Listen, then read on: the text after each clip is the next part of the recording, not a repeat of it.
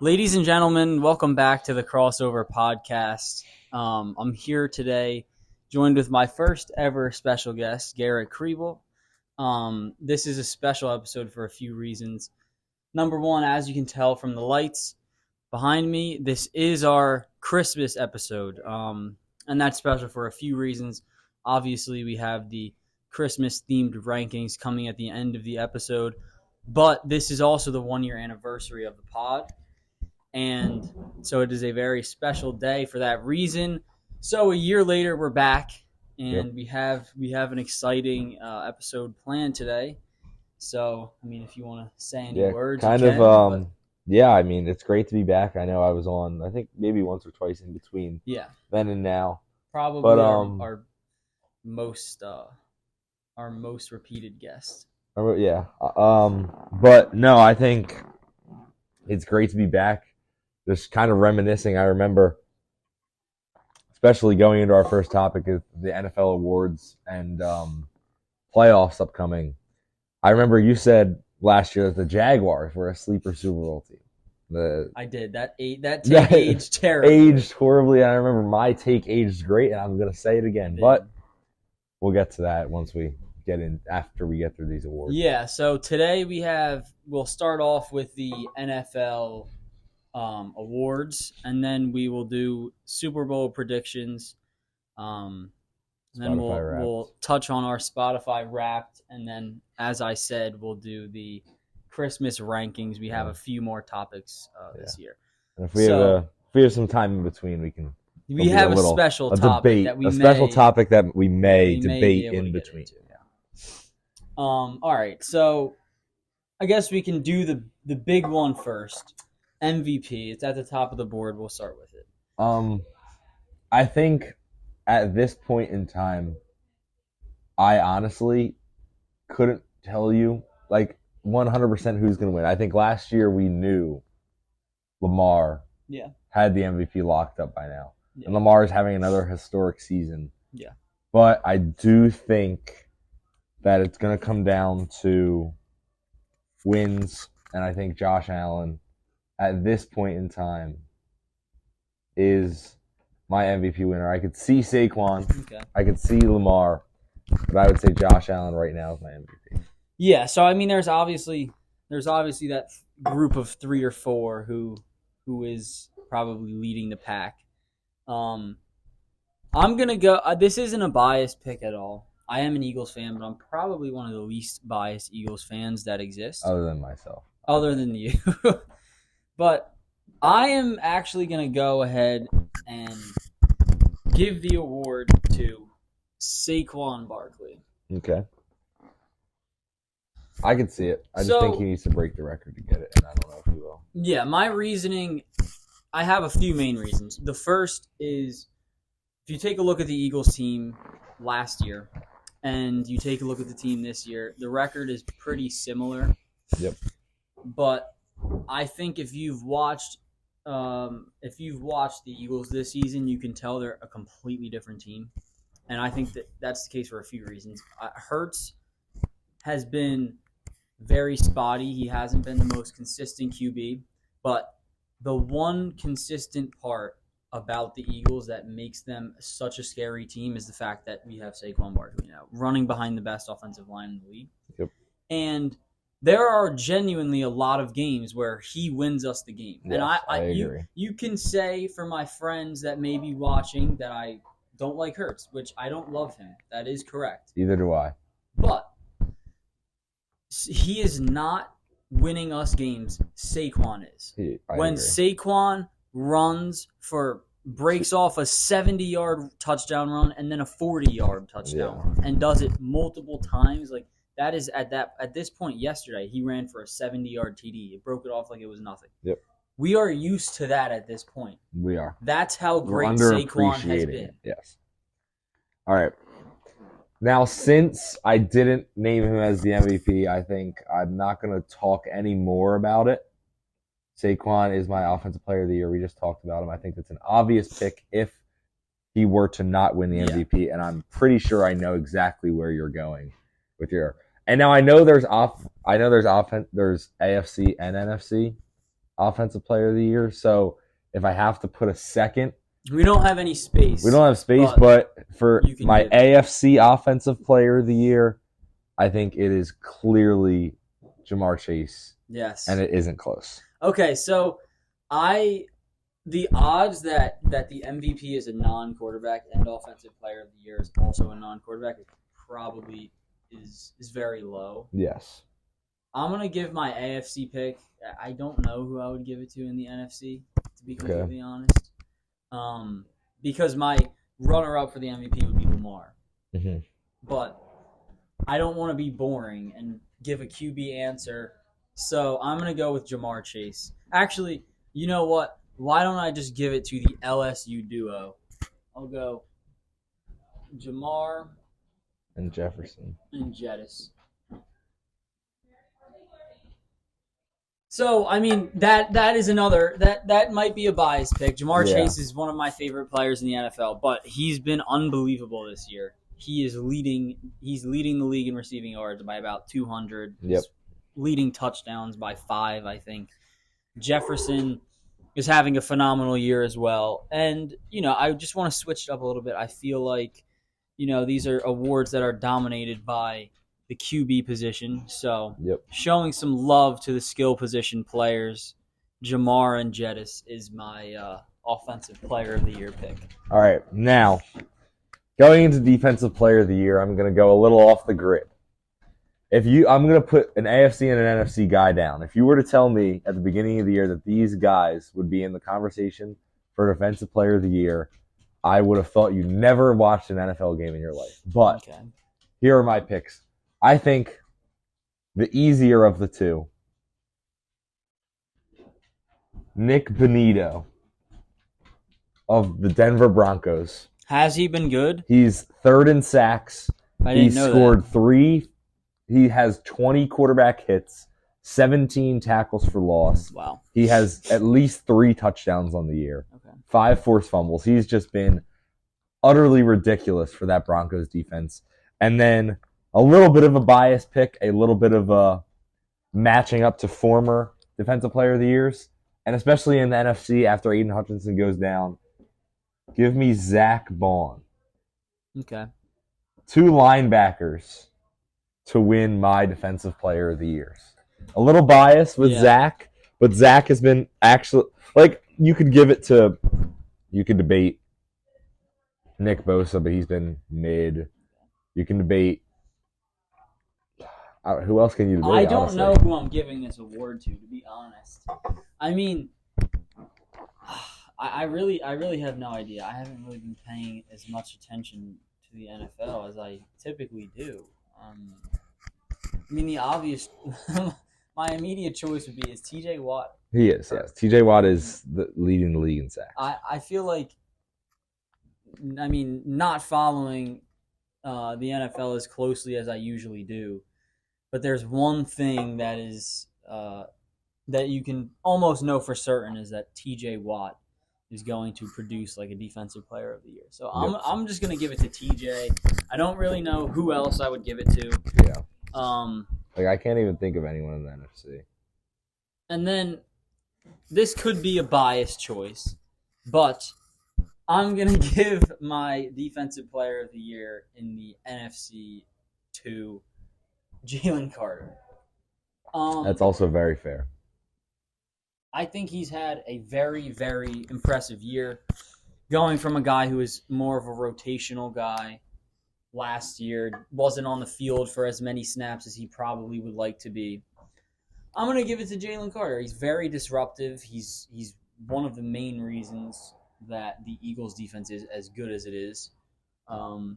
We have the best defense in the league, and he's one of, if not the best player on the best defense in the league. So, therefore, I'm going to go ahead and give it to Jalen Carter. Okay.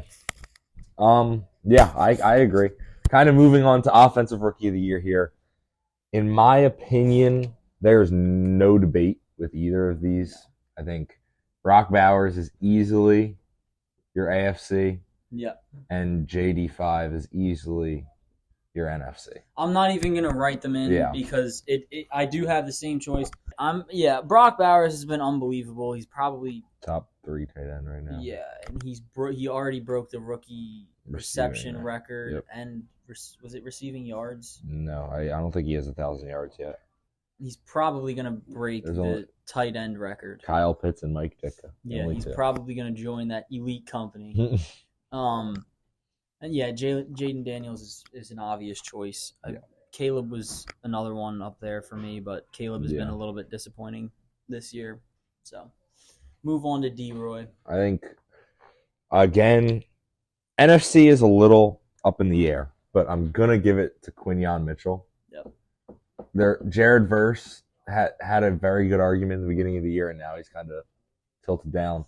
And then in the AFC, I'm going to give a little shout out to the Penn State alum, Chop Robinson.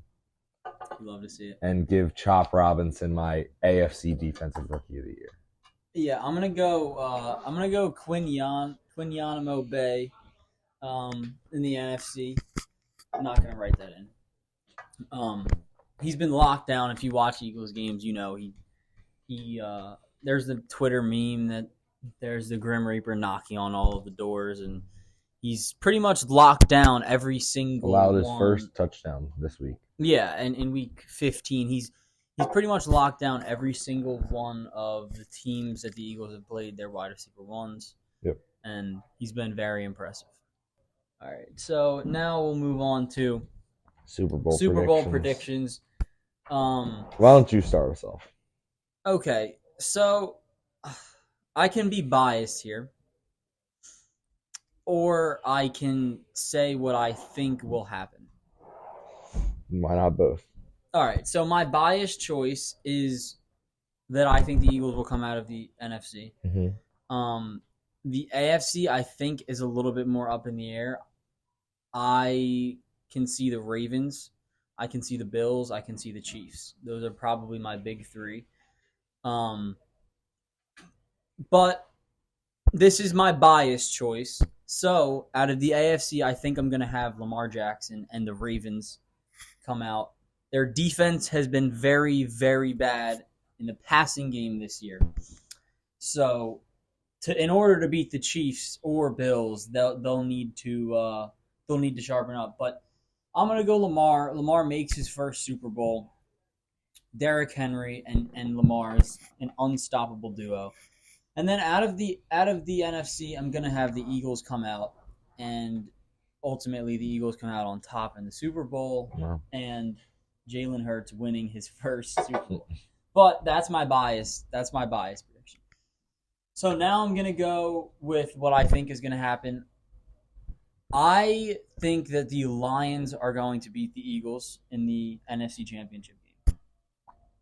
I think, and tell me if you disagree, I think that one of these games, Saquon is not going to run wild, and I think Hurts will be forced to win the football game for the Eagles, and he's banged up, concussed this week, and he's a he's a dual threat QB. Yeah. But the injuries and the wear and tear is kind of starting to pile up, and I just don't think that he will be able to elevate us and rate. I think he is a floor. He has a high floor as a QB, but the ceiling does not go much higher than the floor. I don't think he can win us playoff games. Yeah.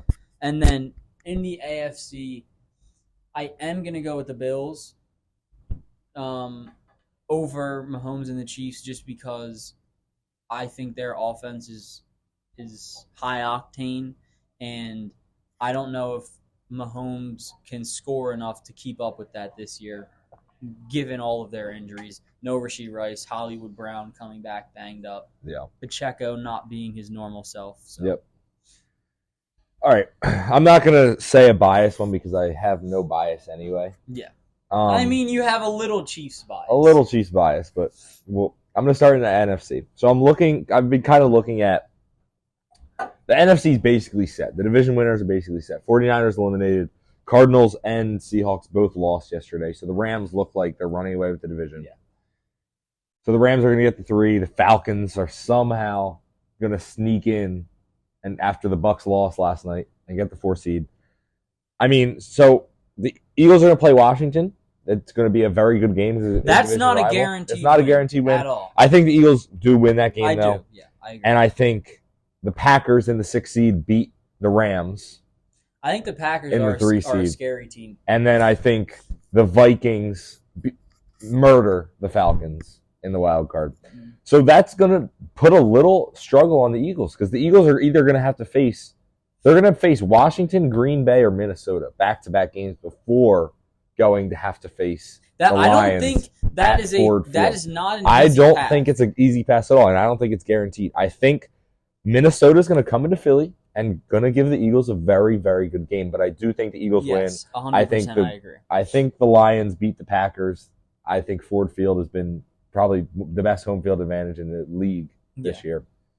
Yeah. Then the Eagles are going to head up to Detroit, or head west to Detroit, I guess, and northwest, and lose a tight one to the Lions. I think I agree with you. The Lions are going to shut down Saquon. Not shut him down. I don't even know about shut down, but hold him to 100 yards, and 100 no yards TDs and no touchdowns is shutting him down. Shutting Saquon down, and I think they're going to be able to do that. Make Hurts. They're going to put Hurts under pressure. Yeah, and especially if Dave Montgomery's back by then, it's going to be Vic Fangio's hardest 100% hardest game of the year. I think that even with no Montgomery, Jahmyr Gibbs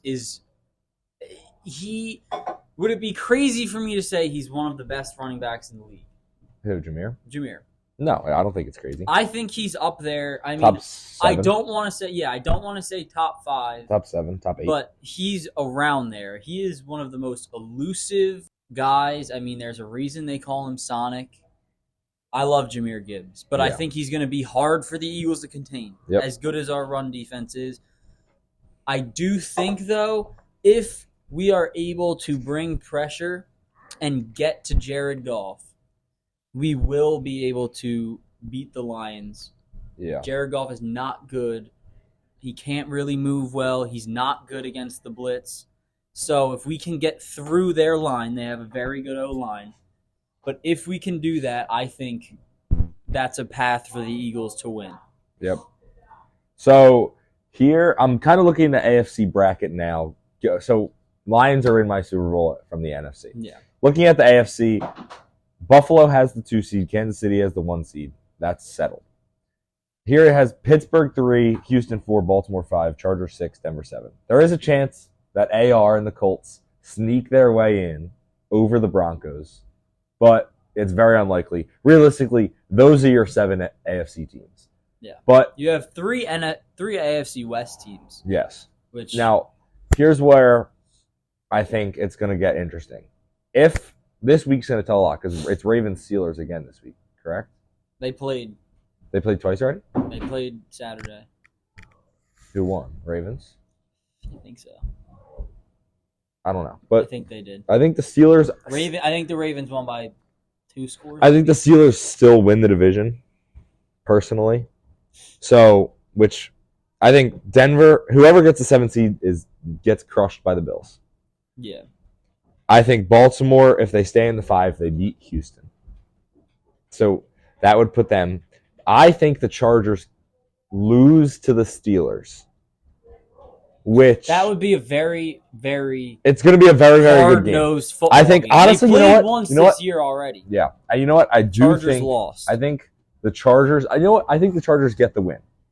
I think the Chargers get the win, and just because the Chiefs, whatever luck the Chiefs get, the Chiefs goes, you know what, Ravens, you can head up to Buffalo. We'll have the Chargers at home. That would be a phenomenal matchup. It would be a phenomenal matchup. Both phenomenal matchups. Yes. I still think the Chiefs win. Yes. The Bills win. We all know Lamar falls apart in the playoffs, and then it comes down to Chiefs-Bills in the AFC Championship. The Bills head back to Arrowhead and get beaten. Oh my God! By Mahomes and the Chiefs. Who's surprised? The Patrick Mahomes has a 28-26 record in one-score games going into the fourth. Well, 28 and what? 28 and 26 in games that he's losing in the fourth quarter. He is above 500 in games that he is losing in the fourth quarter.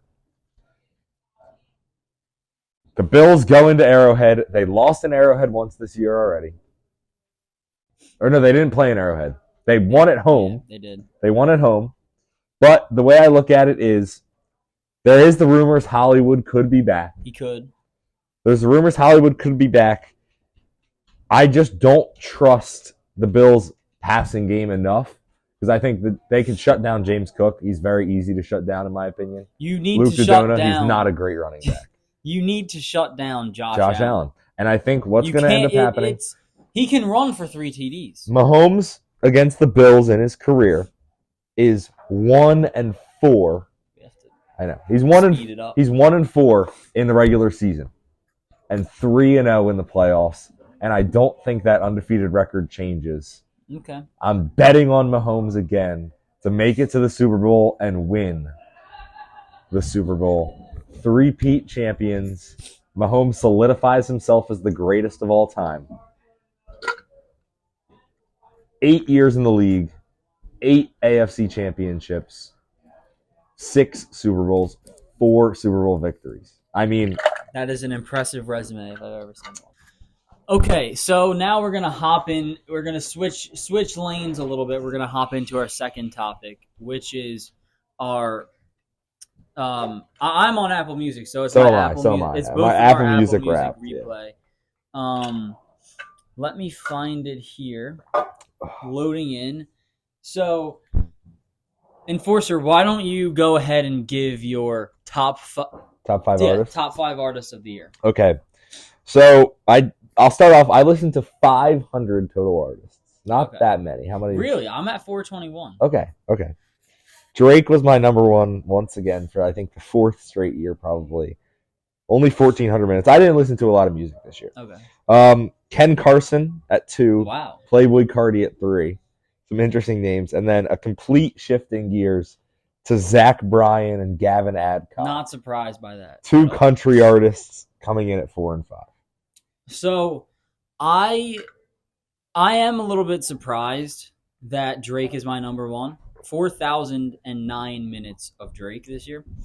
Coming in not too far behind is Future with 3,500 minutes. Future was 11 on my list. I listened to a lot of Future. We Don't Trust You was on repeat. Mm-hmm.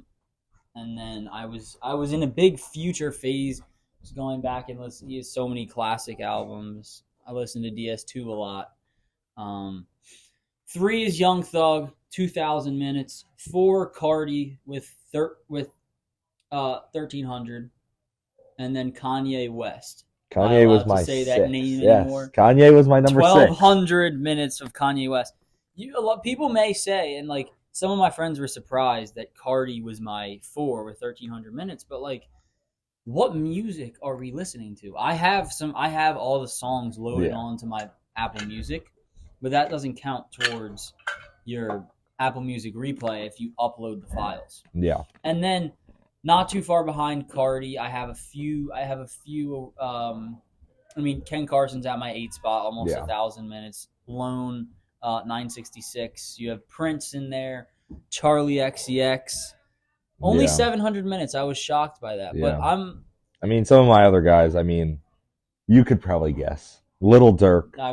King Von. Is Gunna on there? Gunna, NBA Youngboy, Meek Mill. Yeah. Travis Scott. Who's surprised?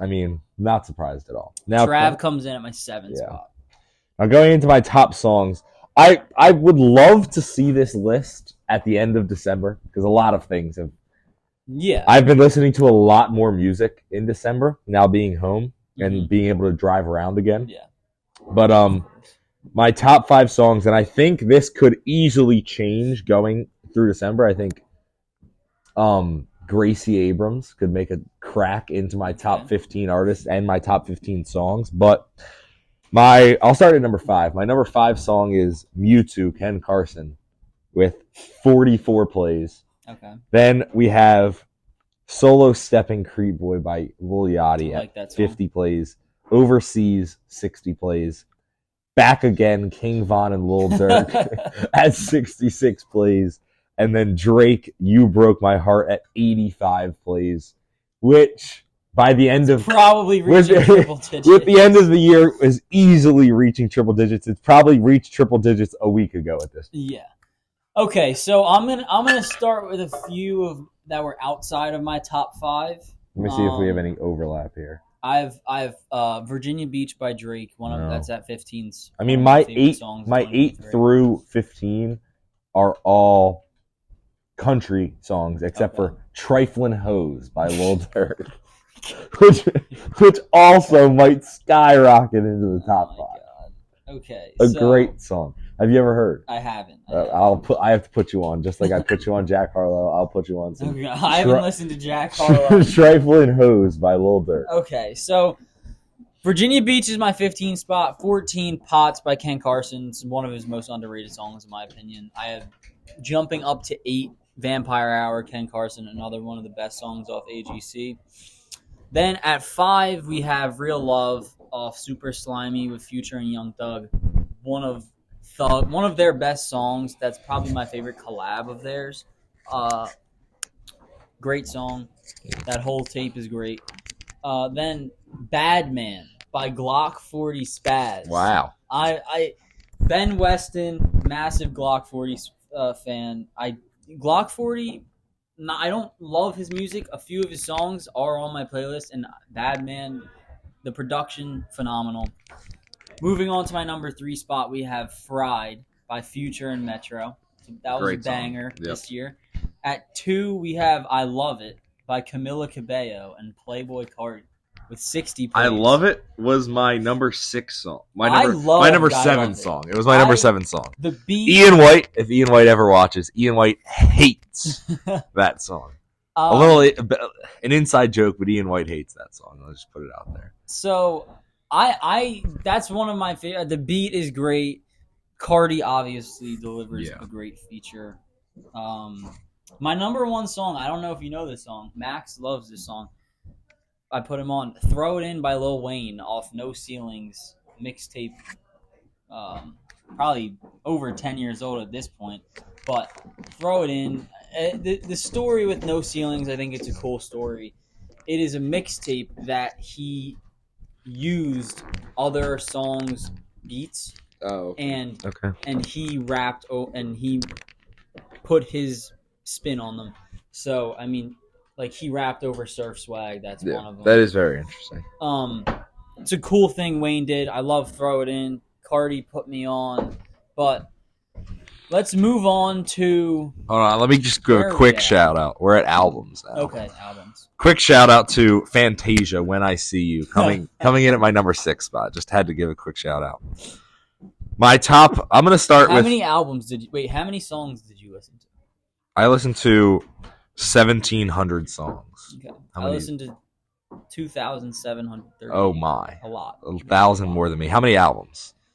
371. Only 100. I think albums. I listened to. But I think the thing with albums is you have to go through the album for it to count as listening to an album. Probably. So like that's why I don't think I have that many minutes. But like some ones that I would like to shout out, and on Apple Music, like singles count as albums sometimes. Okay. So like on Apple Music, like my number 14 is just Tekashi 6ix9ine's greatest hits for 32 minutes. Like that's only because I went through. I'm not listening to 6ix9ine. I mean, it's only because I went through that album. 32 minutes, not.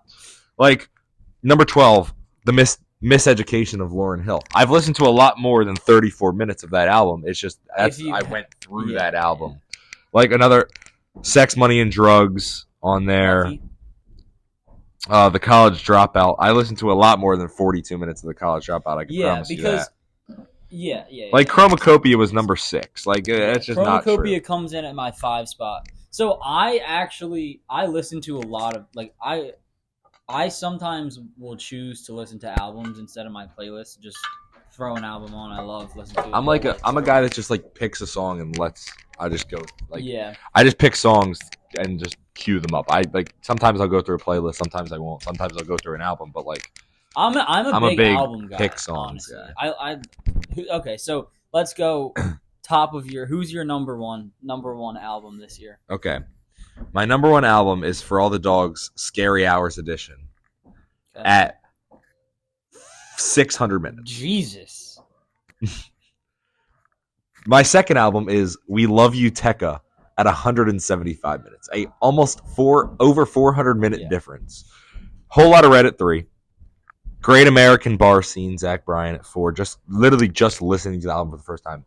Not a good album, in my opinion. And then Valedictorian coming in at my number 5. Okay, so your album list is a little bit messed up. It is very messed up, yes. So I'm going to start from the bottom. Once again, give a couple shout-outs. McGee, 2-star in the Dream Police. I love that album. I only came across it at the end of November, so it's at 179 minutes of less than a month. I've been listening to that a lot lately. Brat comes in at my number 10 spot, which is shocking. I love that album. It's fantastic. Hear My Dear by Marvin Gaye. Wow. I enjoy Marvin. He has a beautiful voice, and Hear My Dear is a great project of his. So getting into the top 5, we have Chromacopia, 211 That was my minutes. number 6. I like Chromacopia. Then we have Currents by Tame Impala. 3, We Don't Trust You by Metro and Future. I don't think I have a single minute of that entire album. Really? Yep. I like that. I listened to that album so much when it came out. Then we have Drake won the beef. we have oh god, no. Let's not go there. Then we have Love Lasts Forever by Short and Lonely. I don't know how that's up there.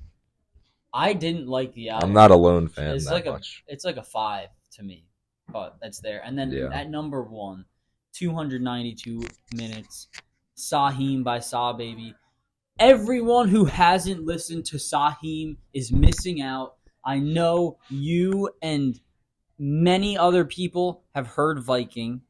If you Probably. haven't, you're living under a rock. Let me just throw a second of it on. Jameer Gibbs just did the Viking dance the other day. Have you heard this before? No.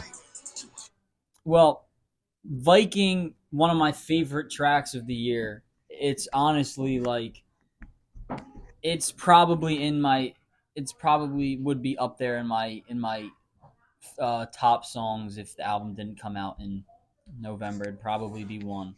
Yeah. But Saw Baby, Saheem is a fantastic album. So much replay value, so many bangers.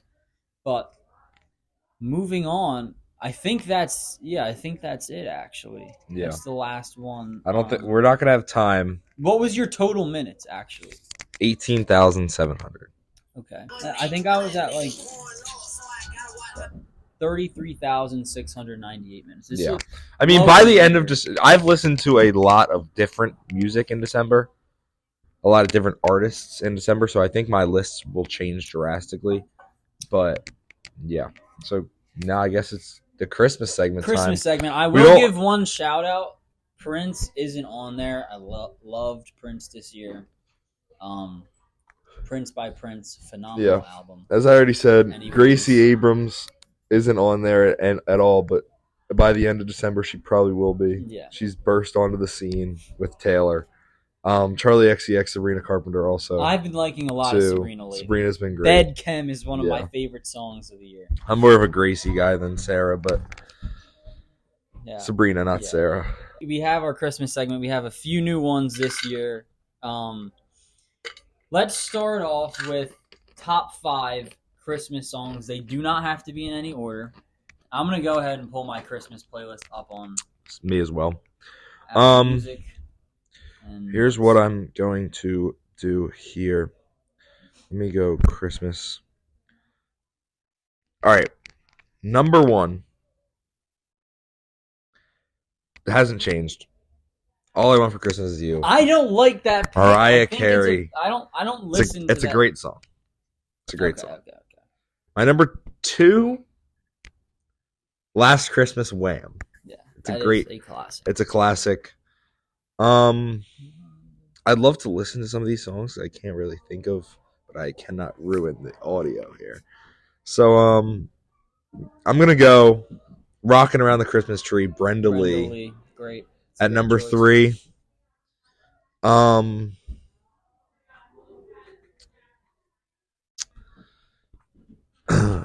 it's beginning to look a lot like Christmas. Michael Bublé at my number 4. Michael Bublé has one of my favorite Christmas albums. And number 5, you could debate Feliz Navidad. You could debate I love that one. the Christmas song. Okay, yep. But I'm going to go with a more modern song with Underneath the Tree. By Kelly Clarkson. Kim likes that one. I think it's her favorite. It's a very, very great song. So immediately, my top 2 or 3, Last Christmas by Wham. Great Christmas song. It's one of the best. I agree. Then I have Nat King Cole's The Christmas Song. Then this is maybe a bit of an unexpected choice.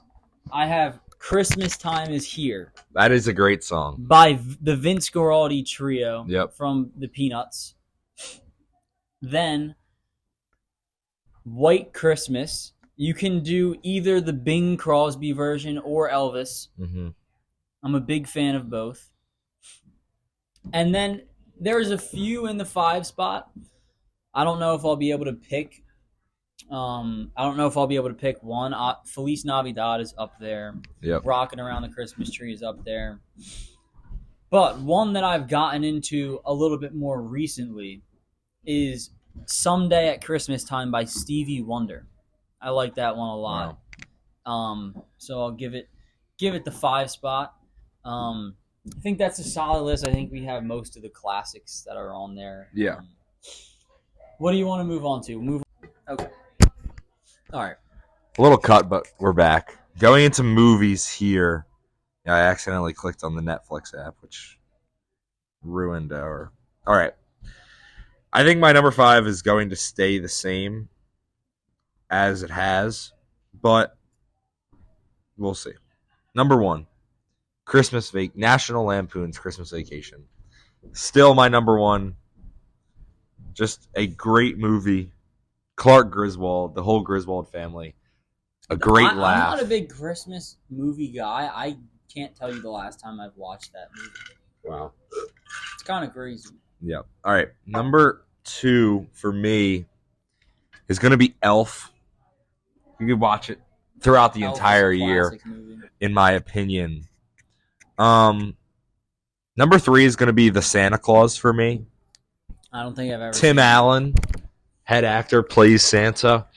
There is 3 Santa Clauses, so I think it's a great movie. The whole trilogy or one? Just the whole trilogy, if that's an option.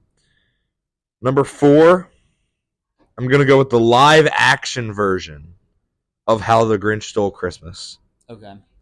With the actual people, the big Jim Carrey Grinch.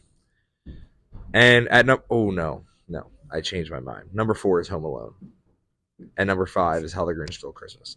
But I would also love to give a shout out to the classic A Christmas Story, obviously, and then one movie that Kim and I always watch around Christmas time. I wouldn't consider it a Christmas movie, but The Sound of Music. It's not considered a Christmas movie, but it's always on around Christmas time. The Sound of Music is a wonderful, wonderful movie. Okay, that's a solid list. I do have some overlap. This is in no order. Home Alone is obviously on the list. Then we have Elf. Yep.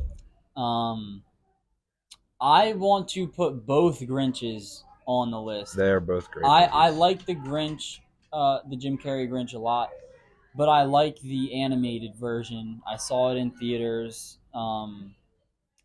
I honestly may like it better. Yeah. I think it's a very good twist on the Grinch. And then in my number 5 spot, it technically isn't a movie.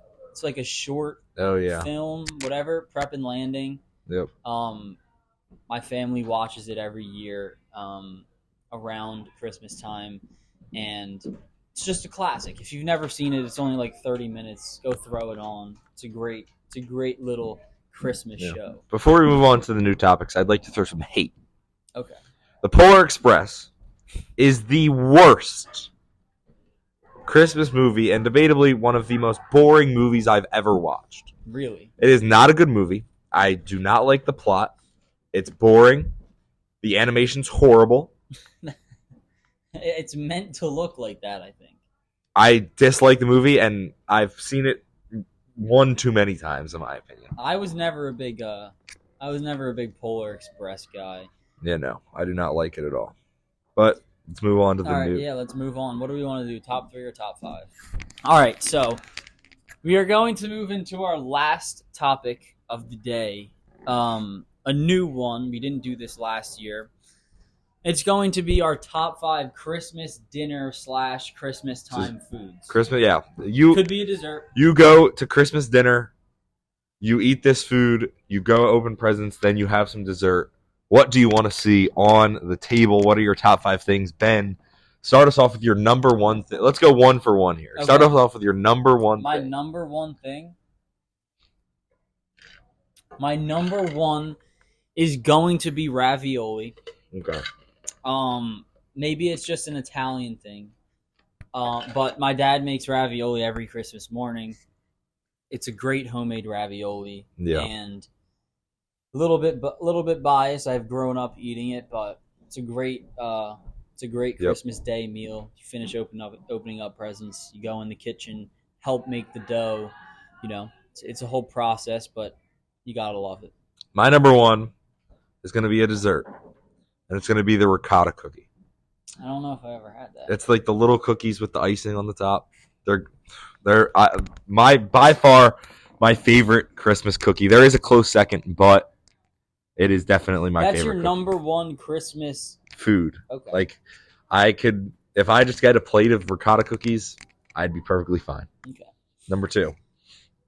Okay, so once again, this is going to be a little bit of an odd choice. This is by no means known as a Christmas food, but I'm going to go with octopus.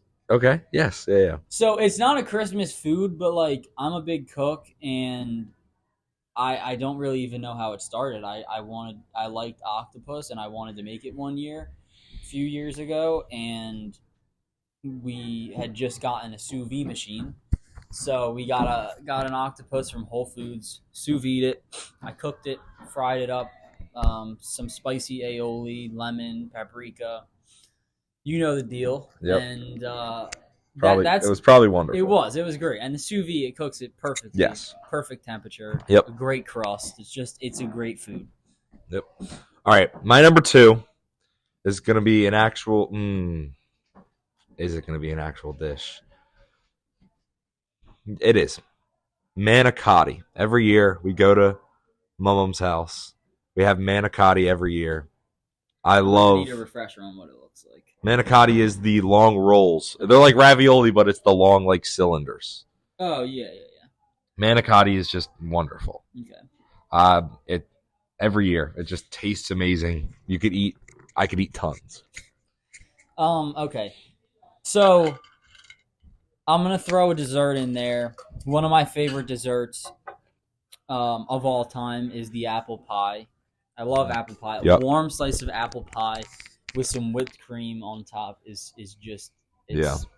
I think when I mentioned my number 4, I think your number 5 might change because I think you're forgetting something. But okay, I could be. I definitely. But I mean, I think I have my next two in my head. It definitely. Yeah. All right. My number 3, I'm going back to a dessert. Another cookie. The oatmeal scotchy. Do you know what that is? It is an oatmeal cookie with butterscotch chips. My goodness. You can call me 80 years old. I do love a lemon lush, and I love a oatmeal scotchy. Okay. One of my favorite cookies. Interesting choice. Have you ever had one? No, I haven't. Oh, I think Kim has some upstairs there that we'll try them out. Okay, so in my 4 spot, this isn't like it's not necessarily if it's not there, I'm not going. But another Italian thing, seafood, clams, lobster, mussels, some variation of those 3. Crab. I'm a big crab Yeah. guy too. So some variation, shrimp cocktail, Shrimp cocktail, fried shrimp, any kind, grilled shrimp, any kind of shrimp. So I guess I just threw a few seafoods in there, but that'll count for the 4th spot. My number 4 is again a dessert, but it's not had after dinner. It is had after breakfast. The Karen Hanna sticky buns. That is a classic. The Karen Hanna sticky buns come in at my number 4. It's just they're amazing. The raisin sticky buns in the mornings are great. Yeah. If you're going with a morning my 5th is also a morning. I'm gonna go with a morning food. Another tradition we have in my house is before the ravioli dinner, 3 or 4 o'clock. But it's a whole process. Make the dough, put them in the freezer, whatever. But as soon as we finish opening presents, we always go in the kitchen and we have waffles and French toast. I love a good French toast. I love French toast. I hate waffles and pancakes. I mean, it's the homemade waffles from the waffle machine, and you can't have a Christmas without French toast. Yep. All right, my number 5 is also going to be a breakfast food. It's going to be Kim's croissant egg casserole. Okay, I've never had that before. Flaky bottom with a great, honestly, I would love a combination of the two. She makes one egg casserole with a cream of mushroom soup. Just creamy, delicious. Yeah. But then the crust on the croissant is just flaky and buttery at the bottom. If they combine, they would make a perfect meal. Now, some honorable mentions. Yeah, I'm going to throw one out. It's not necessarily like a Christmas time. It's not a food. It's a drink. I've been making this hot chocolate. It's not only my hot chocolate, but hot chocolate in general. But hot chocolate is great. That would be one of mine. I've been loving this hot chocolate where warm the milk up and then cut up like a bar and a half, maybe 2 if you want it extra thick and chocolatey, but dark chocolate. Cut the disgusting. Bar. You cut the bar up, put it in the milk. That's disgusting. And then it dark is chocolate is disgusting. The richness. It's just such a rich flavor. Sprinkle some sea salt in there, and actually not sea salt, some Morton's kosher salt, and it makes for a great drink. It's so rich. It's any other honorable mentions? I have 2. I don't know. I like tempura shrimp. Yeah. Those are another New Year or another Christmas thing. Dough balls if you've had. My I have 2. First one, both one I think they're both both dinner foods. One is we get a big loaf of French bread and roast our own garlic, just butter and some spreaded roasted garlic. It's just amazing. And then some baked pineapple. I love baked pineapple. We have baked pineapple most Christmases. Also a wonderful, wonderful food. Speaking of pineapple, I don't know why this reminded me. A sleeper Christmas song is Mela Kaliki Waka. Oh, yes. Do you know that one? I do. I don't even know if that's the name. That is a sleeper. I don't even know if that's the name. I also forgot to mention, but I Saw Mommy Kissing Santa Claus, the Jackson 5. Yes. A great song as well. Michael Jackson's voice is beautiful. A young Michael is beautiful. Different. It is. A young Michael's voice just generational. It is. Okay, so that wraps up the episode. I think it's it getting does, a little bit rowdy upstairs. It is. The party is starting to take off. I cannot wait to eat, honestly. Yeah, neither can I. Hopefully the audio is not a problem. Like, comment, subscribe, and share everything. I do want to shout out challengers. I Told You shirt, if you know, you know. One of my favorite movies of the year, if you haven't seen it. Zendaya, a phenomenal performance. And I forget what Art's name is, but Josh O'Connor is great in it. One of my favorite directors, Luca Guadagnino. He's phenomenal. I Told You. Also an RFK Jr. Or not RFK Jr. I think it may be JFK Jr. reference, if anyone's ever seen that picture of him in the park with the Loewe version on. But thank you for watching, and that's all we have today.